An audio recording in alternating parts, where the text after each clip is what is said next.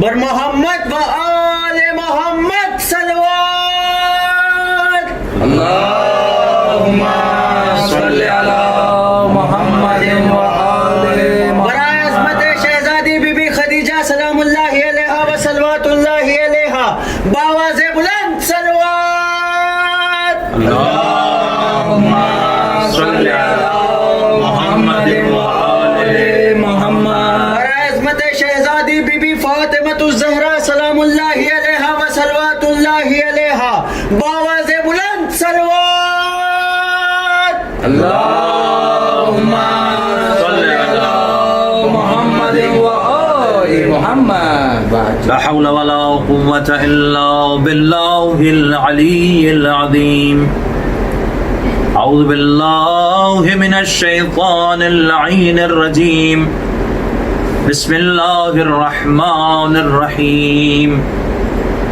الحمد لله الذي جعلنا من المتمسكين بولاية أمير المؤمنين والأئمة المأسومين ثم الصلاة والسلام والتحية والإكرام على رسول الثقلين جد الحسن والحسين أبي القاسم المصطفى محمد اللهم صل على محمد وآل محمد على آل بيته الطيبين الطاهرين المعصومين المظلومين المنتجبين المنتخبين الذين هم محال معرفة الله وعد الله على الله وباب الله منه يؤتى الذين أذهب الله عنهم الرجس وطهرهم تطهيرا اللهم صل على محمد وآل محمد لعنة الله على أعدائهم وغاصب حقوقهم ومنكر فضائلهم ومصائبهم وعطشهم وولايتهم وتعظيمهم أجمعين أما بعد فقد قال الله سبحانه وتعالى شهر رمضان الذي أنزل فيه القرآن هدى للناس وبينات من الهدى والفرقان صلوات اللهم صل على محمد وآل محمد تمام ناظرین کی خدمت میں، اہل ولا کی خدمت میں، مومنین کی خدمت میں جو ساری دنیا میں ماہ رمضان کے حوالے سے اور قرآن کے حوالے سے ولایت اور ماہ رمضان اس عنوان پر یہ گفتگو سماعت فرما رہے ہیں، سلام علیکم یا علی مدد۔ علیکم السلام علی مدد۔ جب ہم لوگوں سے گفتگو کرتے ہیں تو اکثر لوگ یہ اعتراض کرتے ہیں کہ آپ سلام کے بعد یا سلام کے پہلے یا علی مدد کیوں کہتے ہیں؟ تو اس کا جواب بھی میں دیتا چلوں اور ان 3 سوالوں کا بھی جواب دوں جو میں نے پچھلی بار آپ کی خدمت میں پیش کیے تھے۔ سلام کے معنی کیا ہے؟ سلامتی، to be safe, to be in peace. کوئی شخص بغیر علی کے سلامت رہ کیسے سکتا ہے؟ بے شک بے شک بے شک۔ لہذا پاکیزہ ماؤں نے گہوارے میں اور اپنی آغوش میں، لوریوں میں جو سکھایا ہے وہ یہی سکھایا ہے کہ ہر وقت علی علی کرتے رہو یا علی مدد کہتے ہیں۔ اور بے شک بے شک۔ یہ زمانہ چونکہ بہت خطرناک زمانہ ہے، بالکل، اور اس زمانے میں ایمان کو بہت زیادہ خطرہ ہے۔ سارے مومنین کے لوح دل پر سرکار کی حدیث لکھی ہوئی ہے کہ آپ نے ارشاد فرمایا تھا کہ آخری زمانے میں مسجدیں نمازیوں سے بھری ہوں گی لیکن دل ایمان سے خالی ہوں۔ اللہ اکبر۔ اور کل ایمان کون ہے؟ مولا علی۔ تو اگر دل ایمان سے خالی ہونے کا خطرہ ہے کیا کہنے بابا بابا، تو ہر وقت علی علی اس دور میں زیادہ کرنا سبحان چاہیے۔ اللہ بابا بابا۔ نعرہ حیدری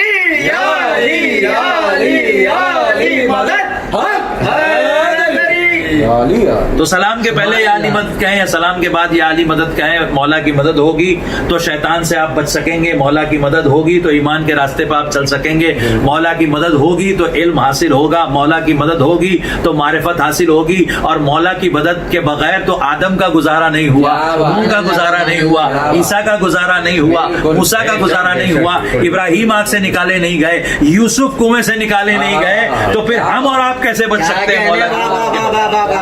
بے شک بے شک. اب میں آپ کی خدمت میں وہ سوالات پیش کرتا ہوں. پہلا سوال جو میں نے پچھلے درس میں پیش کیا تھا, پچھلی تقریر یا مجلس, ہر طرح سے ہم اس کے بارے میں یہ عنوان دے سکتے ہیں اس کو انشاءاللہ. اس میں جب مصائب ہوں گے تو ہمارے یہاں مجالس میں مکمل مصائب ہوتے ہیں, ایام عزا میں انشاءاللہ ہم مصائب کے ساتھ یہ سلسلہ جاری رکھیں گے. پہلا سوال جو میں نے کیا تھا وہ یہ کہ قرآن مجید کے 114 سورے تو سارے بچوں کو معلوم ہے, آیات کتنی ہیں؟ تو آیات کے بارے میں مختلف مومنین نے مجھے مختلف جوابات دیے, لہٰذا میں نے ضروری سمجھا کہ مومنین کی خدمت میں یہ بات پیش کر دوں کہ شیعہ عقیدہ کیا ہے. بعض مومنین سے جب سوال کرتے ہیں تو وہ کہتے ہیں 6666 آیتیں ہیں. میں انکار نہیں کرتا کہ ہاں ایسی بھی روایات ملتی ہیں, لیکن ہمارے یہاں کوئی بھی روایت حقیقت سے الگ نہیں ہوتی. روایت آپ کو عین حقیقت ملے گی. اور یہ بھی ہم جانتے ہیں کہ معصومین علیہ السلام کی طرف روایات منسوب بھی کی گئی ہیں. اب اصل حقیقت تو سرکار امام زمانہ ہی بتا سکتے ہیں, کیونکہ قرآن کے اصلی وارث وہی ہیں, بولتا قرآن وہی ہے. اور ہم سلام یہ کہہ کے کہتے ہیں کہ اے شریک قرآن مولا آپ پر سلام. تو قرآن کیا ہے وہ صرف شریک قرآن ہی جان سکتا ہے. لیکن جو قرآن ہمارے پاس ما بین الدفتین موجود ہے, جس کو امام کے ظہور سے پہلے تک ہمارے لیے کافی کہا گیا ہے, وہ قرآن کے جو اہل بیت علیہ السلام کے انوار کے ساتھ رسول ہمارے درمیان چھوڑ گئے, جو ثقلین میں سے ایک ثقل ہے, اس قرآن میں, موجودہ قرآن میں جو عام امت مانتی ہے وہ 6236 آیتیں ہیں. لیکن ہم ہر سورے کا حصہ مانتے ہیں بسم اللہ کو, سوائے سورہ توبہ کے. کیا بات ہے. تو ہم میں اور دیگر حضرات میں فرق ہے. معصومین کے نزدیک ہر سورہ کا حصہ ہے بسم اللہ. بے شک. کیوں؟ اس لیے کہ بسم اللہ کا جو با کا نقطہ ہے وہ ہے میرا مولا. بغیر بسم اللہ کے نہ قرآن کی ابتدا ہے نہ قرآن کی انتہا.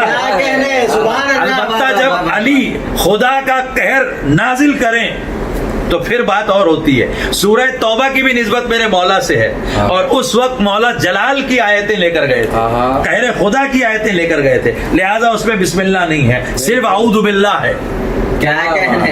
لہذا میرا مولا علی جس کے نام سے ہر سورہ شروع ہوتا ہے. ایک سوال ذہن میں آئے گا کہ سورہ توبہ تو ایک سورہ ہے, مکمل سورہ 114 ہے, تو 113 بسم اللہ اور ہونے چاہیے. لیکن ہمارے یہاں پر 6236 آیتوں میں 112 سورے 12 بسم اللہ ملا کر 6348 آیتیں کیوں مانی جاتی؟ ایک بسم اللہ کہاں گیا؟ ایک بسم اللہ اس لیے کم لگتا ہے بظاہر کیونکہ بسم اللہ سورے کا حصہ ہے, یہ اللہ نے امت سے جبرن منوا لیا. کیا بات. کیسے؟ کیا بات ہے. سورہ حمد کا جب تک آپ بسم اللہ کو حصہ نہ مانیں گے تب تک 7 آیتیں مکمل ہی نہیں ہوتی. اور اللہ نے مجبور کر دیا قرآن میں ایک آیت نازل کر کے, بسم اللہ الرحمن الرحیم وَلَقَدْ آتَيْنَاكَ سَبْعًا مِّنَ الْمَثَانِي وَالْقُرْآنِ الْعَظِيمِ, کہ ہے میرے حبیب ہم نے آپ کو 7 آیتیں 2 مرتبہ عطا فرمائی اور قرآن عظیم. اور ساری امت یہ مانتی ہے کہ یہ 7 آیتیں جو ہیں وہ سورہ حمد کی آیتیں ہیں. کیا بات ہے. اور پورا قرآن ہم نے تم کو دیا, قرآن عظیم تم کو دیا, یعنی 7 آیتیں عطا فرمائی اللہ نے 2 مرتبہ. سورہ حمد کے یہاں پر 2 مرتبہ نازل ہونے کی بات ہو رہی ہے. اور کیا کیا اللہ نے؟ قرآن عظیم دیا.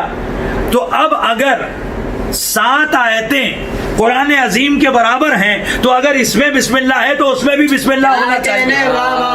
جب تک کہ استثناء کا حکم نہ ہو کہ یہاں نہ پڑھو. کیا بات ہے. کیا بات ہے. لہذا 7 آیتیں بسم اللہ سے لے کر ولا الضالین تک جب آپ پڑھیں گے تو یہ 7 آیتیں بسم اللہ کے ساتھ ہیں. تو یہ پہلا جو سوال تھا.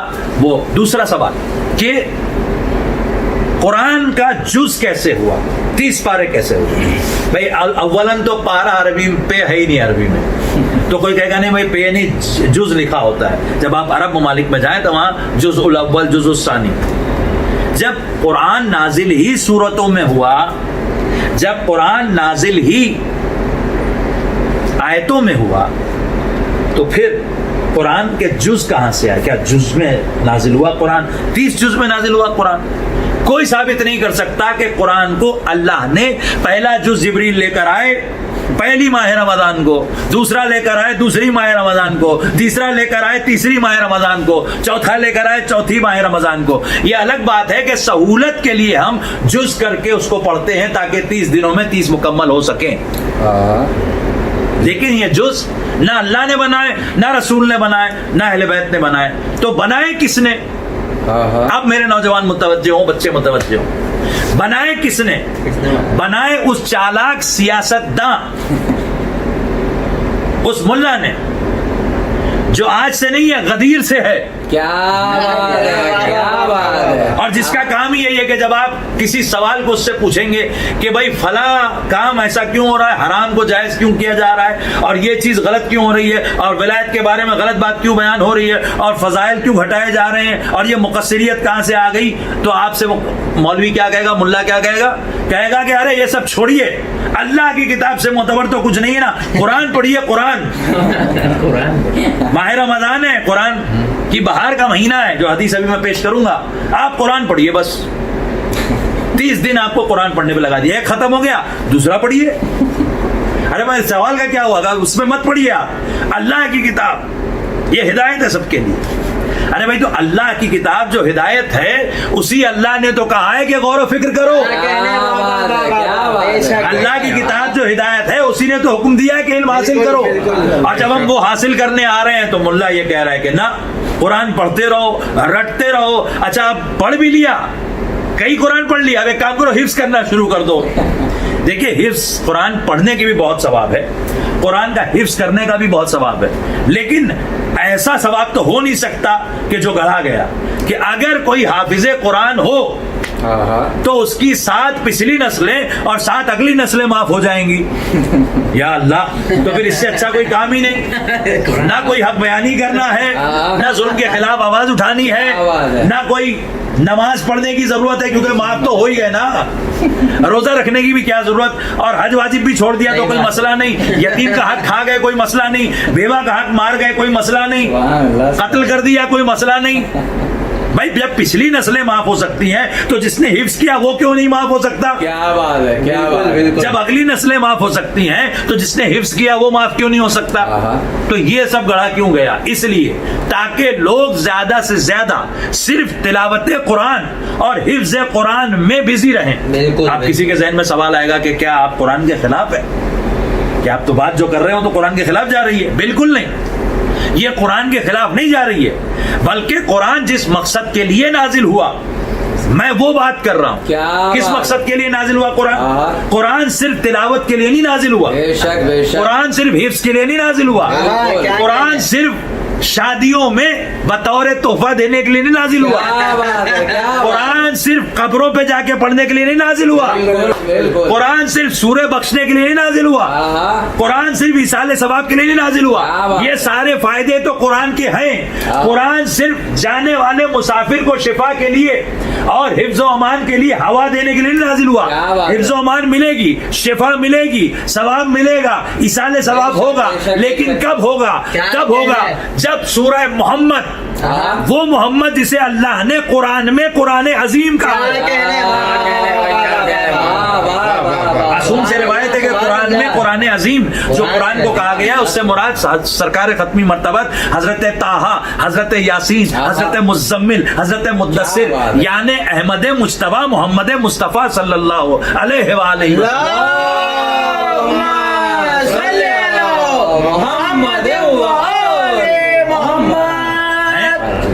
ان کے نام کا ایک سورہ ہے قرآن میں. بچے یاد رکھیں, رسول کے نام کا کون سا سورہ ہے قرآن میں؟ چیپٹر 47, 47واں سورہ. اس کی آیت نمبر بھی 24 ہے. اب مجھ سے زیادہ آپ بہتر جانتے ہیں اعداد. بسم اللہ الرحمن الرحیم. افلا یتدبرون القرآن ام علی قلوب اقفالها. کیا بات. کہ یہ لوگ قرآن پر غور و فکر نہیں کرتے, کیا ان کے دلوں پر تالے پڑے ہوئے ہیں؟ اللہ اکبر اللہ اکبر اللہ اکبر. بھائی قرآن پر غور و فکر وہی کرے گا جو پہلے پڑھے گا. کیا بات. یعنی یہ گفتگو قرآن پر ایمان لانے والے سے ہو رہی ہے, یہ گفتگو قرآن کی تلاوت کرنے والے سے ہو رہی ہے, یہ گفتگو قرآن کو حفظ کرنے والے سے ہو رہی ہے. اب اگر غور و فکر نہیں کرتا تو ایمان لایا ہے مگر دل پر تالا ہے, تلاوت کر رہا ہے مگر دل پر تالا ہے, حفظ کر لیا ہے مگر دل پر تالا ہے. اب سمجھ میں آیا کہ حسین کے مقابلے پر کربلا میں حافظ قرآن کیوں تھے؟ اس لیے کہ قرآن ان کے حلق میں اٹک گیا تھا, تالا جو دلوں پہ لگا ہوا تھا. اہل بیت علیہ الصلوۃ والسلام کے دشمنوں پہ لعنت. لبیک یا حسین. سبحان اللہ. تالا کھلے گا تب تو قرآن اترے گا, جب تالا ہی نہیں کھلے گا تو کیسے اترے گا؟ اللہ اکبر. مختصراً یوں سمجھ لیجئے کہ دل کو کعبے سے نسبت دی گئی ہے. وہ حدیثیں انشاءاللہ میں پیش کروں گا حوالوں کے ساتھ, لیکن آپ بزرگ علماء اور خطبہ سے سنتے رہتے ہیں دلوں کو کعبے سے نسبت دی گئی ہے, تو کم از کم یہ تو طے ہو گیا کہ جو کعبے میں ہے وہ دل میں بھی ہونا چاہیے. اگر کعبے میں علی آیا ہے تو دل میں بھی جب علی آئے گا تبھی قرآن اترے گا.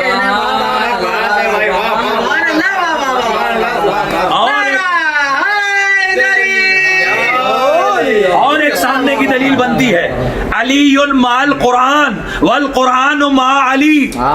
علی قرآن کے ساتھ ہیں, قرآن علی کے ساتھ ہے, یعنی کعبہ میں علی ہے تو قرآن بھی وہی ہے. اسی لیے محمد نے کہا کہ یا علی کچھ سنائیے. علی نے کہا کس کا صحیفہ سناؤں؟ کیا بات ہے. توریت سناؤں, انجیل سناؤں, زبور سناؤں یا قرآن سناؤں؟ ابھی قرآن نازل نہیں ہوا ہے. قرآن نازل ہونے سے پہلے یا ابو طالب نے پڑھا یا ابو طالب کے بیٹے نے پڑھا. کعبے میں دونوں ساتھ میں قرآن اور علی. دل کے کعبے میں جب قرآن اور علی ساتھ میں ہوں گے سبحان اللہ تب فائدہ ہوگا, ورنہ کوئی بھی فائدہ نہیں ہوگا. تو یہ دوسرے سوال کا جواب ہے کہ جز جو ہے وہ سیاستاً بنایا گیا اور مشغول رکھنے کے لیے بنایا گیا. یاد رکھیے مشغول رہنے سے مولا کائنات کا قول ہے سب سے زیادہ نقصان دو لوگوں نے پہنچایا جنہوں نے میری کمر توڑ دی. ایک عالم باعمل نہ ہو, بے عمل ہو, عالم ہو مگر بے عمل ہو, اس نے میری کمر توڑ دی. دوسرے جاہل باعمل یعنی جاہل عبادت گزار, جس کی تسبیح دیکھ کر, جس کے قیام دیکھ کر, جس کے رکوع دیکھ کر, جس کے سجدے دیکھ کر لوگ یہ سمجھتے ہیں کہ بڑا نیک انسان ہے, مگر جب گفتگو ہوتی ہے تو پتہ چلتا ہے کہ یہ تو شیطان ہے. بھائی شیطان بھی تو عبادت گزار تھا نا. صلوات بھیجیے محمد اور آل محمد. تو یہ سیاستاً جو یہ کام کیا گیا ہے, قرآن بالکل پڑھیے, جتنے ختم کرنے چاہیے ختم کریے, مگر میں آپ کو ایک دوسرا ہوم ورک دیتا ہوں اس ماہ رمضان میں. آپ اہل بیت کے ماننے والے ہیں, میرے بچوں سے خاص طور سے اور نوجوانوں سے, کیا آپ کو آیت تطہیر یاد ہے؟ اگر نہیں یاد ہے آیت تطہیر تو آپ کا ہوم ورک ہے یہ. آپ کل ہی, آج سے لے کر کل تک آیت تطہیر یاد کر لیجئے. بہت آسان حوالہ ہے, چیپٹر 33 ورس 33, 33واں سورہ 33ویں آیت. جب آپ اس آیت پہ پہنچیں گے تو آپ کو آیت کی ابتدا انما یرید اللہ سے نہیں ملے گی, بلکہ وقرن فی بیوتکن سے ملے گی. تو پریشان ہونے کی کوئی ضرورت نہیں ہے, اس لیے کہ قرآن کی بعض آیتوں کے الگ الگ حصے الگ الگ جگہوں پر نازل ہوئے. بالکل آپ کو جہاں سے یاد کرنا ہے وہ انما یرید اللہ, اور اگر آپ وقرن فی بیوتکن سے یاد کر سکتے ہیں تو بہت اچھا ہوگا, بہت ہی اچھا ہوگا. مگر انشاءاللہ ایک روز میں آپ کوشش کریں گے تو آپ کو آسانی سے یاد ہو جائے گی. مولا کائنات کا ایک قول بھی آپ کے حوالے کروں, یاد کرنے کے لیے ہمیں کیوں لکھایا جاتا تھا پہلے, آج کل لکھنے پڑھنے کا دور ختم ہو گیا. سارے کام جو ہے وہ موبائل پر ہوتے ہیں, اچھی بات ہے, لیکن لوگوں کو نمبرز نہیں یاد ہوتے. لوگ جو لکھتے نہیں ہیں پھر ان کو دوبارہ ریفر کرنا پڑتا ہے, ان کو کوئی چیز یاد نہیں ہوتی ہے. یاد کرنے کا ایک طریقہ ہے لکھیے, بالکل محفوظ کیجئے اس کو, ٹھیک ہے.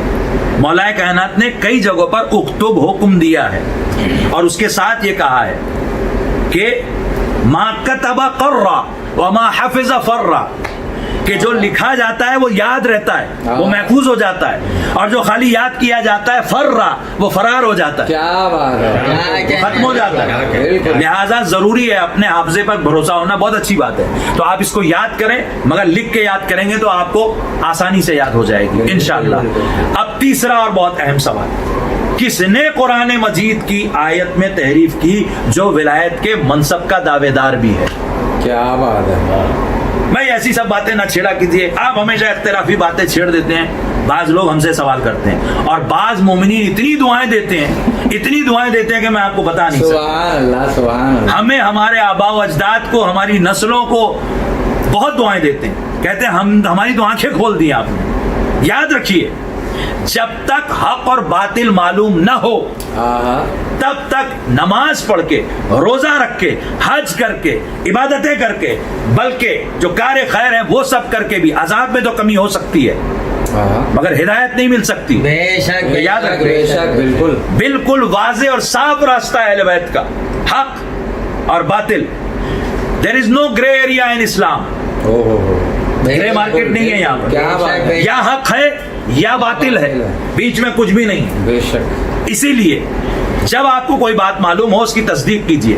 شخصیت پرستی ہمارے دین میں بالکل نہیں ہے. اسی لیے اماموں نے جہاں اچھے علماء کی تعریف کی ہے وہیں برے علماء پر ایسی لعنت بھیجی ہے کہ کہا کہ یہ ایسے ملعون ہوں گے کہ جہنم میں ان پر عذاب ہوگا تو ان کی بدبو سے اہل جہنم بھی پریشان ہوں گے. جن علماء سو کی بدبو سے اہل جہنم پریشان ہوں گے تو کیا مومنین پریشان نہ ہوں گے؟ بالکل پریشان. میں پہلے سوال کرتا ہوں کہ قرآن میں تحریف کرنا کیا اس کی اجازت ہے؟ کوئی ایک آیت بدل دے, بالکل نہیں. تو ہر شخص کہے گا نہیں یہ تو کفر ہے. اچھا چلے پوری آیت نہ بدلے, ایک نقطہ بدل دے, کیا نہیں بالکل نہیں بدل سکتا. نقطہ بدلیں گے تو بے نون ہو جائے گا, تے پہ نقطہ لگا دیں گے تو سے ہو جائے گا, 2 کی جگہ 3 ہو جائے گا. تو بالکل نقطہ ہٹا دیں گے تو پڑھنا مشکل ہو جائے گا حروف کو. ہا کے اوپر بیچ میں اگر نقطہ ہے تو جیم ہوگا, اوپر ہوگا تو خا ہوگا, ہٹا دیں گے تو ہا ہوگا, اس سے لفظ ہی الگ ہو جائے گا پورا. نہ نقطہ بھی نہیں ہٹا سکتے, اور خاص طور سے علی والا تو نقطہ ہٹائے گا ہی نہیں. بھائی نقطہ بائے بسم اللہ جب میرا مولا ہے کا نقطہ بھی ہٹانا کفر ہے. تو اگر کوئی پورا لفظ بدل دے, اللہ اکبر, اللہ, قرآن کی کسی آیت کا کوئی پورا لفظ بدل دے, اس کو لوگ بہت لائٹ بنا کے پیش کرتے ہیں مگر یہ کفر کی انتہا ہے. اور یہ تمام شیعوں کو ماہ رمضان المبارک میں یہ سوچنا چاہیے, جو ہمارے لیے مبارک بھی ہے اور غم کی علامت بھی ہے. کیوں؟ ابھی میں 4 مصرے بھی میں نے کہے اس حوالے سے, جو کسی مومن نے کہے تھے تو میں پیش کروں گا انشاءاللہ اس کو. لیکن یہ ماہ مبارک, اس میں ہر شیعہ کو غور کرنا چاہیے کہ قرآن کی بہار کا یہ مہینہ ہے. جو حدیث ہے وہ پیش کر رہا ہوں. مولا ارشاد فرماتے ہیں 5ویں امام ابو جعفر امام محمد باقر علیہ السلام,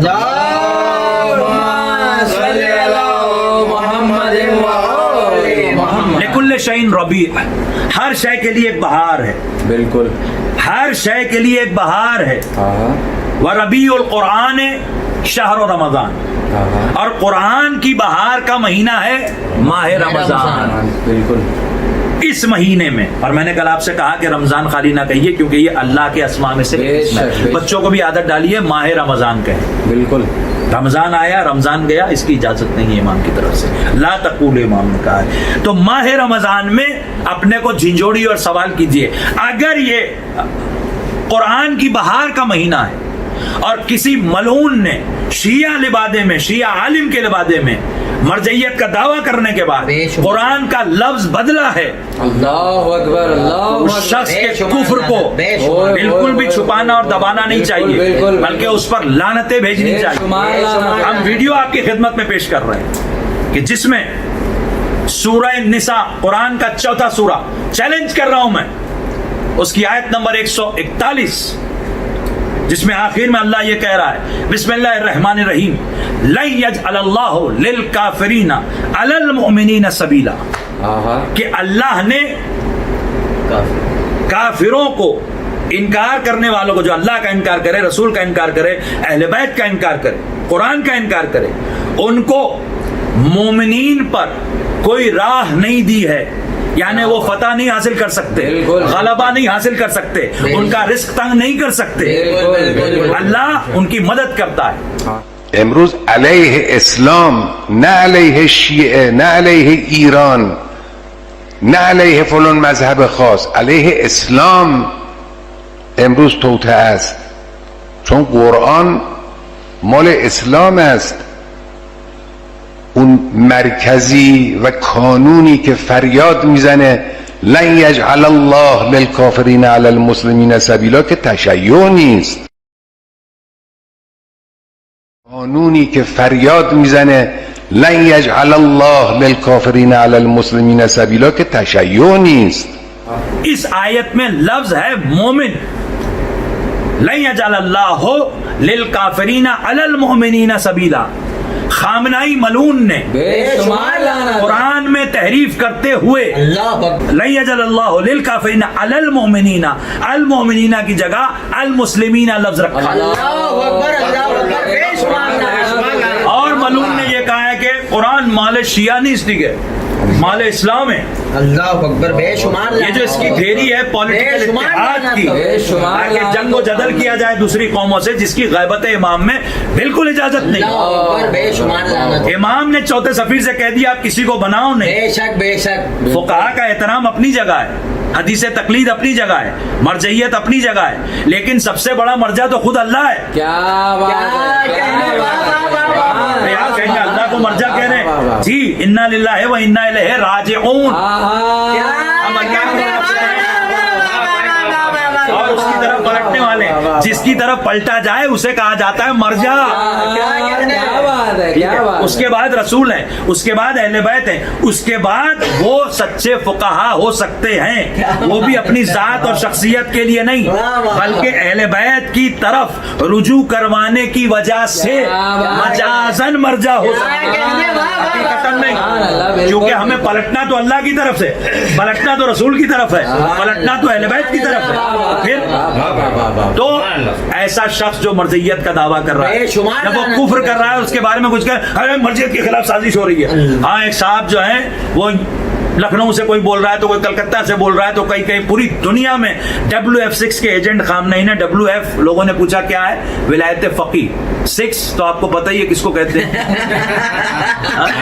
WF6 کے جو ایجنٹس ہیں وہ کہتے ہیں کہ بھائی وہ مرجعیت کے خلاف سازش ہے ارے جس کو تم مرجع کہہ رہا وہ خامنہی ملعون قرآن کے خلاف سازش کر رہا ہے اللہ سبحانہ و تعالیٰ کے قرآن میں تحریف کرنے والے خامنہی ملعون پہ لعنت WF6 کی لابی پہ لعنت اب یہاں پر میں ایک بات عرض کروں کہ بھائی کوئی مجھ سے کہہ سکتا ہے کہ ایسا ہے کہ آپ کو جو ہے اتنا ایکسٹریم پہ نہیں جانا چاہیے سلپ آف ٹنگ ہو گئی اکثر لوگوں سے زیر زبر کی غلطی ہو جاتی ہے کوئی لفظ بدل جاتا ہے انجانے میں ہزار غلطی معاف ہے انجانے میں لیکن اگر اس نے لفظ مسلمین کو لے کر کانسیپٹ بیان کیا ہو تب یہ سلپ آف ٹنگ نہیں ہے یہ سازش ہے قرآن کے خلاف تو ہم کسی مہینے میں لعنت کریں یا نہ کریں آپ سب پر واجب ہے جو قرآن کی تلاوت کر رہے ہیں جو قرآن پر ایمان رکھتے ہیں کہ اس مہینے میں جب تک آپ خامنائی پر لعنت نہیں کریں گے تب تک آپ سورہ نساء کے وفادار نہیں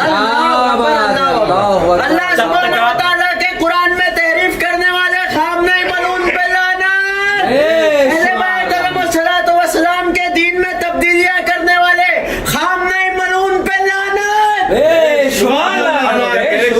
بھائی آپ کہہ رہے ہیں وہ فلاں نہیں کہتا فلاں اچھا اب قرآن سے بھی بڑا کوئی ہے قرآن کی تحریف کرنے والے کا عذاب کیا ہے یہ انشاءاللہ میں آپ کی خدمت میں پیش کروں گا اسی سلسلے قرآن میں تحریف کرنے والے کا عذاب اچھا چلیے دوسرا عذاب تو میں بھی بتا دیتا ہوں اس نے اس لفظ کو بدلا اپنی من مرضی کی تفسیر بتانے کے لیے تفسیر اس نے کیا کی کہ اس سے یہ ثابت ہوتا ہے کہ سارے مسلمان جو ہیں وہ ایک ہو جائیں اور کافروں سے جنگ کریں یہ آپ سے کس نے کہہ دیا سارے مسلمان ایک ہو جائیں اور غیبت امام زمانہ میں یہودیوں سے جنگ کریں.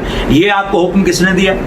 کیا بات ہے. سارے مسلمان ایک ہو جائیں اور یہودیوں سے جنگ کریں. بعض قرآن کی آیتیں جو اس وقت کے لیے ہیں یا اس کی کنڈیشن ہے کہ معصوم حکم دے تب، اور سارے یہودیوں پہ منطبق نہیں ہوتی ہیں، سارے عیسائیوں پر منطبق نہیں ہوتی ہیں، سارے کافروں سے جنگ کا کوئی حکم نہیں ہے، تو آپ ہوتے کون ہیں؟ بالکل بے شک. اور پھر لفظ بھی آپ نے بدلا ہے. تو سرکار کی ایک حدیث ہے، من فسر القرآن برأیہ فلیتبوأ مقعدہ من النار، کہ جس شخص نے قرآن کی تفسیر اپنی مرضی سے کی تو اس نے جہنم میں اپنا ٹھکانہ بنایا. اب آپ سوچیں کہ جس کے پیچھے آپ چلنا چاہ رہے ہیں وہ جہاں جائے گا وہیں تو آپ جائیں گے. اسی لیے یہ ضروری ہے کہ دو نعرے عام ہوں. نعرہ ولایت کیا ہے؟ علی ولی اللہ. نعرہ غیبت یہ وہ رہبر نہیں ہے. نعرہ غیبت یہ وہ ولی نہیں ہے. نعرہ غیبت مہدی ولی اللہ. میرے ساتھ مل کر نعرہ لگائیں، نعرہ ولایت، نعرہ ولایت، نعرہ غیبت، نعرہ غیبت مہدی. اس نعرے کو عام کریں، نعرہ غیبت مہدی ولی اللہ. اور امام تو غیبت میں ہیں، وہ تو کیسے بتائیں گے، وہ کیسے آئیں گے، وہ کیا کریں گے؟ جاہل ملا خبیث کہیں کا ملون. ویسے تو قرآن بھی خاموش اللہ کی کتاب ہے، کیا تجھے بتا دے گی، کیسے ہدایت کر دے گی؟ کیا بات ہے. بولتے قرآن کے بارے میں تو ایسا کہہ رہا ہے. وقت میرا مکمل ہو گیا ہے، بس میں ایک سوال کے ساتھ آج کی اس نشست کو اگلی نشست کے لیے ملتوی کرتا ہوں، اس ذکر کو اگلے سیشن کے لیے ملتوی کرتا ہوں. وہ یہ اس ایک سوال کے ساتھ کہ جو 10ویں امام نے کہا ہے وہی تو 12ویں امام کا قول ہوگا. بالکل. 10ویں امام سے پوچھنے والے نے پوچھا کہ اے میرے مولا، اے میرے سرکار، اے میرے آقا، بہت دور رہتا ہوں، ہر بار آپ کے پاس آ نہیں سکتا، لیکن آپ سے بڑی گفتگو کا دل چاہتا ہے، بہت کچھ پوچھنے کا دل چاہتا ہے، بہت کچھ بتانے کا دل چاہتا ہے، اے میرے مولا کیا کروں؟ تو امام نے کہا بالکل نہ گھبرا، ہر رک شفت ہے، صرف اپنے ہونٹوں کو ہلا. ارے ہونٹوں کو ہلانے سے کیسے سن لیں گے؟ اس لیے کہ ملا کے کان اور ہیں، مولا کے کان اور ہیں. ملا کے کان اپنے کان ہیں، مولا کے کان اذن اللہ، اللہ کے کان.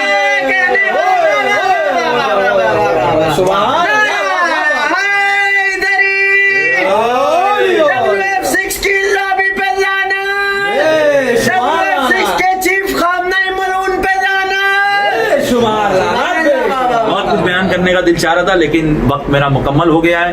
بس میں تینوں سوال کے جوابات میں نے دے دیے، لیکن میں آپ سے سوال کر رہا ہوں کہ تحریف قرآن کرنے والے کی سزا کیا ہے؟